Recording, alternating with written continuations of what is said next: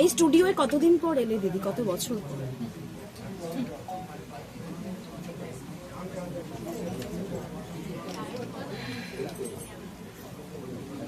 আমার প্রথম ছবি সোনার সংসার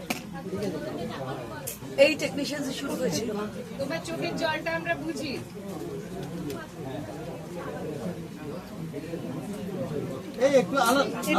গঙ্গা দিয়ে অনেক জল হয়ে গেল, আমি এই গঙ্গা জল দিয়ে স্যাংটিফাই করলাম, পবিত্র করলাম। বহু চোখের জলের অভিশাপ, বহু চোখের জলের দুঃখ স্টুডিও চত্বরে চত্বরে অতৃপ্ত আত্মা হয়ে ঘুরে বেড়াচ্ছে।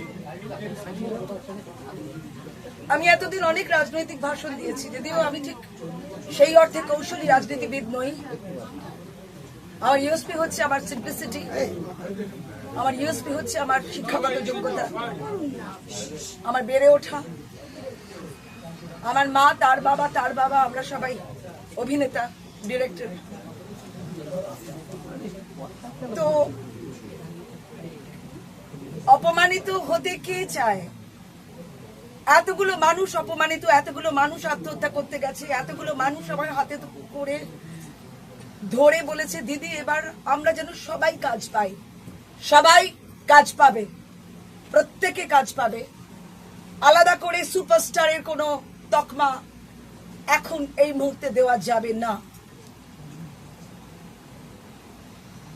অনেকে বললেন বাংলাদেশ থেকে আসা মানুষরা এখানকার অর্থনীতি তুলে নিয়ে চলে যাচ্ছে, তাদেরকে আর আসতে দেওয়া হবে না, সেটা তাদের ব্যাপার। আমি বলেছি যা কিছু পিটিশন দাও, সব পিটিশন দাও, ম্যাস পিটিশন দাও, যার যা কিছু। আমি বলছি আপনারাও যারা মিডিয়ার মানুষ, যারা অপমানিত হয়েছেন, যাদেরকে ঢুকতে দেওয়া হয়নি, আপনারা অনেক বলেছেন আমাকে, বলছে এই ছোটখাটো বেরিয়ে যা এসব বলা হয়েছে আপনাদের। সকলের যোগ্য জবাব আপনারাই দেবেন। এখানে কাঠমানির একটা সিন্ডিকেট চলছিল, একদম খোলা চিঠায় আমাদের এটা দিতে হবে। কাঠমানি সিন্ডিকেট এখন থেকে বন্ধ, ব্যান সাসপেনশন বন্ধ, এসব আর চলবে না। কোনো আইনে নেই কাল থেকে তুমি সাসপেন্ডেড। আমার টেকনিশিয়ান বন্ধুরা কাঁদছিলেন, আমি একটি ছবি করতে গেছিলাম, একটা সামান্য আমাকে বললো দিদি এই রোলটা তুমি করলে খুব ভালো হয়। এলাম না রে, আমার সত্যিই সময় নেই। না দিদি করো। তা আমি গেলাম, হঠাৎ এই খোকস ব্রাদার্স, আমি নাম দিয়েছি, আমাকে জায়েন্ট কিলার বলে সবাই, আমি রাক্ষস খোকস নাম দিয়েছি, কারণ তারা মানুষের পরিশ্রম, পারিশ্রমিকের টাকা খায়, এর থেকে খারাপ আর কিছু হতে পারে না। তারা মানুষের মান খায়, রেসপেক্ট নষ্ট করে, এর থেকে খারাপ কিছু হতে পারে না। সেই ছোট ভাই, তার গুন্ডা হঠাৎ এসে, আমি এতদিন শুনেছি, আমি কোনোদিন দেখিনি, এই বন্ধ করো, এই তোমরা সাসপেন্ডেড। সেখানে অনেক বড় বড় টেকনিশিয়ানসরা রয়েছে। বসির আহমেদ জির ছেলে, আমি বসির আহমেদ জি সুচিত্রা সেনেরও মেকআপ করতেন, আমারও মেকআপ ব্ল্যাক অ্যান্ড হোয়াইট ছবিতে করেছিলেন।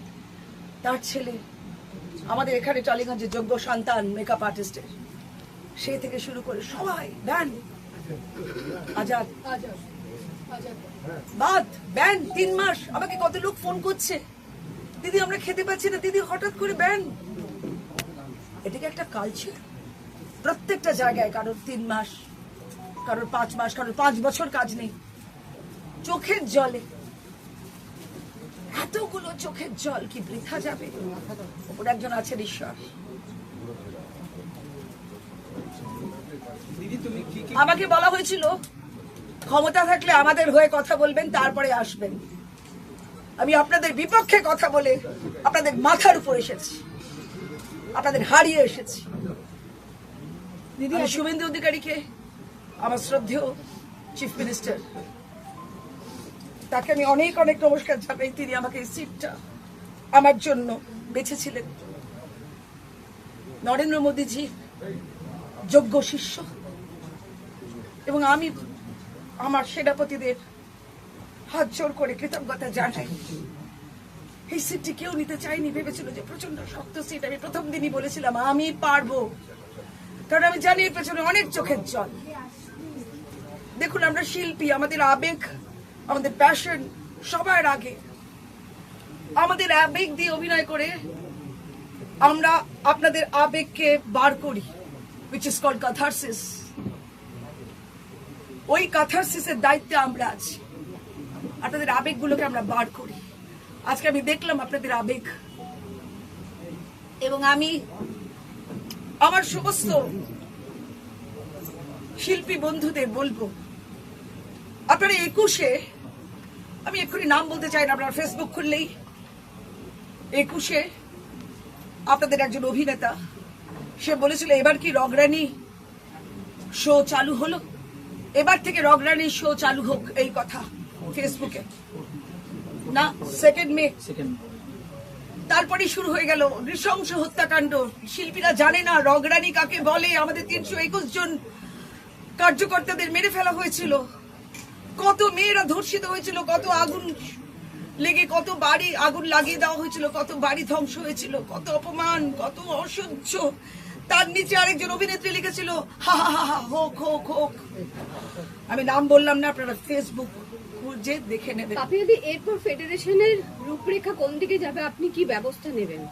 যারা মেম্বার না নন মেম্বার তারাও কি কাজ পাবেন? আজকে প্রচুর অভিযোগ দেখলাম, সবচেয়ে বড় কথা ওখানে দাঁড়িয়ে মানে আপনার সবাই প্রথম ক্ষোভে ফেটে পদক্ষেপ পড়ল। তাহলে কি হবে কোন এবার? পথে নিয়ে যেতে চাও?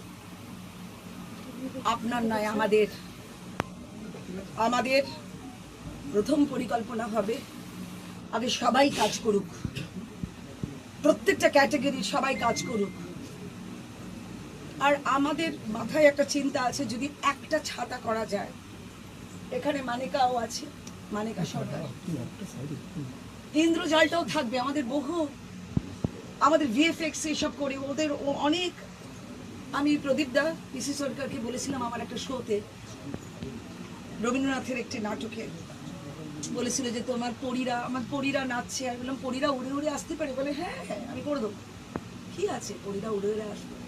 আমাদের অনেক ক্ষেত্রে অনেক ম্যাজিক দরকার হয়, এবং মানিকার এখানে কোনো শো নেই, আশ্চর্যের ব্যাপার। কেন নেই? হেমা মালিনীকে এখানে আসতে দেওয়া হয় না, কেন আসতে দেওয়া হয় না ওই রকম একজন অভিনেত্রী, ডান্সারকে? কেনই আপনি কপনি সংসার, সবাই কাজ করবে।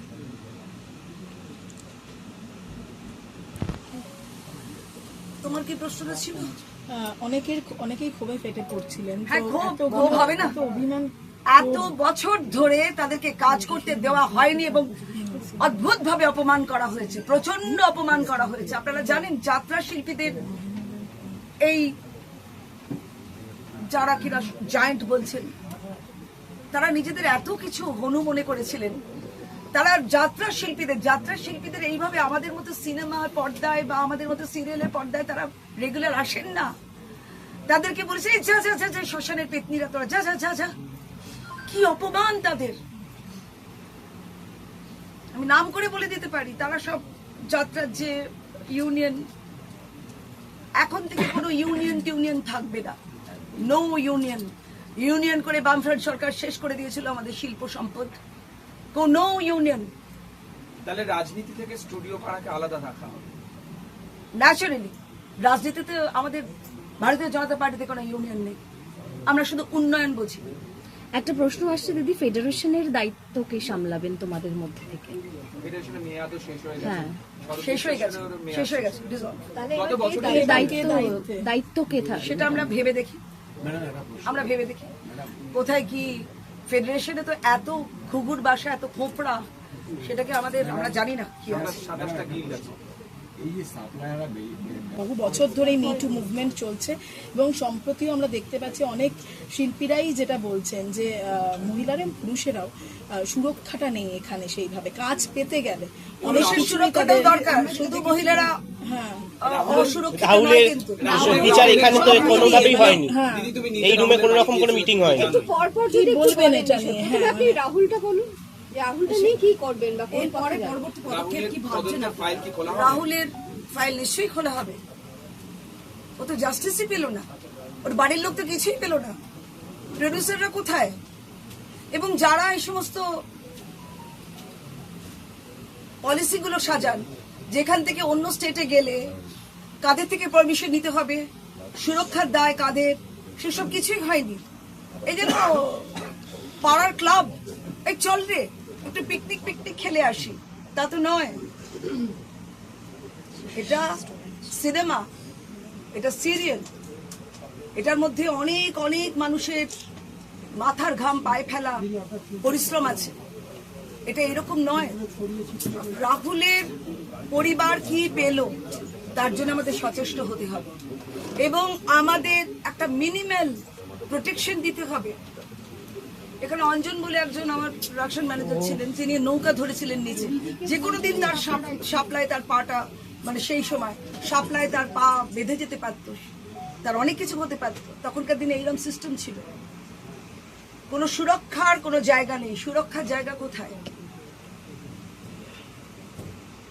নারী সুরক্ষা, পরবর্তী নারী সুরক্ষা এবং এবং নারী সুরক্ষার জন্য নিশ্চয়ই আমাদের স্টুডিওতে হেল্প ডেস্ক থাকবে এবং মেয়েরা যখন বেশি রাত হয়ে যাবে তখন তাদের বাড়ি ফেরার দায়িত্ব নিশ্চয়ই ভাবে নিতে হবে।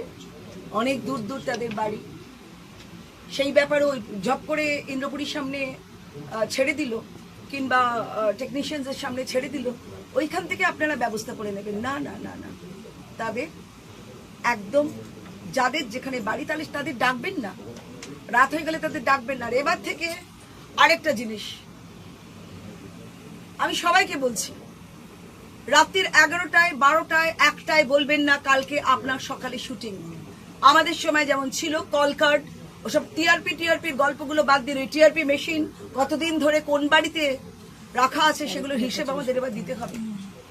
টিআরপিটা কি, ওই মেশিনটা কোথায় কোথায় রাখা আছে, কোন বাড়িতে রাখা আছে, কোন কোন বাড়িতে কত বছর ধরে রাখা রয়েছে, একই পরিচারক পরিচারিকা বা বাড়ির বৃদ্ধ মানুষরা তারা দেখেন। ওই টিআরপিটা কি? রাত্রির 12টার সময় 11টার সময় আগের দিন রাত্রিরে বলতে পারবেন না যে কালকে তোমার শুটিং আছে। এটা কিন্তু কোনো পশুকে খাবার ছুড়ে দেওয়ার মতো কোনো অ্যাটিটিউড আর আমরা নেব না। দিদি এই প্রসঙ্গে আরেকটা আগের সময় কল কার্ড দেওয়া হতো, অন্তত 3 দিন আগে কল কার্ড দেবেন সেই আর্টিস্টের বাড়িতে, কিংবা তাকে অন্য কোনো ভাবে ডিজিটালি সে ইয়েস বলবে আমি অমুক দিন পৌঁছবো, তাকে পৌঁছতে হবে। কোনো অসুবিধা হলে আগের দিন জানিয়ে দেবে, দাদা বা দিদি আমি পৌঁছতে পারছি না। তাহলে আমাদের একটা সময় থাকবে, তাদের প্রডিউসারদের একটা সময় থাকবে। কল কার্ডে আর্টিস্ট ডাকতে হবে, টিআরপির গল্প বাদ হয়ে যাবে। টিআরপি নিশ্চয়ই থাকবে, কিন্তু ওই টিআরপির জন্য আগের দিন ভাই এই ট্র্যাকটা ভালো হয়ে যাচ্ছে তাহলে এই আর্টিস্টকে আমি ডেকে দেবো না, সেটা চলবে না। দিদি টিআরপির সঙ্গে গল্পও জড়িয়ে থাকে, মানে টিআরপির মূল কারণ গল্প। ওই টিআরপি মেশিন গুলো কত বছর ধরে, কত যুগ ধরে মানুষগুলোর বাড়িতে রয়েছে সেগুলো আমাদের জানতে হবে। দিদি এই প্রসঙ্গে পরকীয়ার, হ্যাঁ পরকীয়ার গল্প আর দেখানো যাবে না। পিস খাওয়ানো, টিআরপি বাড়ানোর গল্প। আপনি যদি একটু বলেন যে কি ব্যবস্থা নেবেন। না না, ওসব শুভেন্দু বাবু আমাদের ওপরের নেতৃত্ব, বাকিটা যারা কালচারাল ডিপার্টমেন্টে থাকবেন চিফ মিনিস্টারের সঙ্গে বসে সেই সব আলোচনা হবে এবং তখন নিশ্চয়ই আপনাদের জানানো হবে। না এই পরকীয়ার প্লেসে হেনস্থার শিকার হয়েছে। কথা বলেছে যে ডিরেক্টররা হেনস্থা স্ট্রিক্ট অ্যাকশন নেওয়া হবে, স্ট্রিক্ট অ্যাকশন। ডিরেক্টররা গোলমাল করবেন, প্রডিউসাররা গোলমাল করবেন, আনহোলি ব্যাপার স্যাপার করবেন। আমি গঙ্গা জল ছড়িয়ে ঢুকেছি, আমি স্যাংটিফাই করেছি, পবিত্র করেছি। আমি এবং আপনারা সবাই পবিত্র আগে রাখতে হবে নিজেদের, তারপরে এরকম একটা কাজ হবে। কারণ আপনারা ঢুকে পড়ছেন মানুষের মনের গভীরে, মানুষের অন্তরে, সেখানে কোনো অপবিত্রতা থাকতে পারে না। Thank you.